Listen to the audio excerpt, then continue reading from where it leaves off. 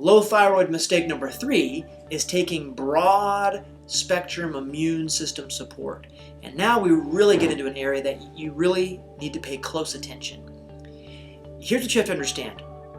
Botanicals, plants, they all do things to your immune system. And some plants make your immune system go one way. Some things will stimulate your immune system to go another. So I'll explain it like this. If you remember, and maybe you haven't seen me before, but there are 2 sides to your immune system, essentially. There's a Th1 and a Th2. That stands for T helper 1, T helper 2.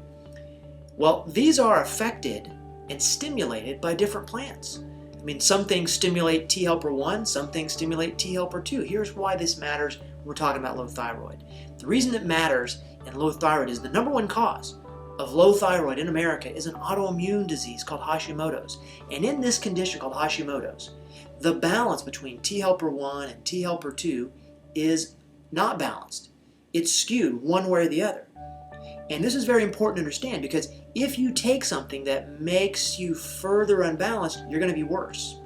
You're going to feel worse. You're going to make your autoimmune attack worse. So when you start taking things that are supposed to boost your immune system, and there's plenty of things out there, and you can look in these, I won't call them rags, but you can look in these books that you can buy off the shelf at the different bookstores, and they talk about, or you can go on the internet and type in, supplements for, low thyroid. And you're going to find lots of these plants that are supposed to do immune system balancing. And that is bogus. Don't do it. Because I'm going to try to drive this home here. If you have not had the proper testing done to find out if your T helper 1 is high or T helper 2 is high, or if you haven't had the testing done to find out what you need, when you start taking these immune system support products and formulas and herbs, you are playing Russian roulette with a bullet in all 6 barrels. Okay? Those aren't good odds. Here's what you have to understand. You may know someone or see someone on a forum or a message board someplace that says, hey, I took this thing, it was an immune system product, and I felt so much better. Well, all that means is she got lucky. That means she took something that maybe temporarily kind of shifted her back towards a balance.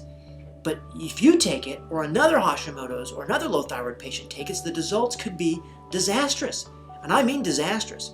You could trigger a further attack on another tissue.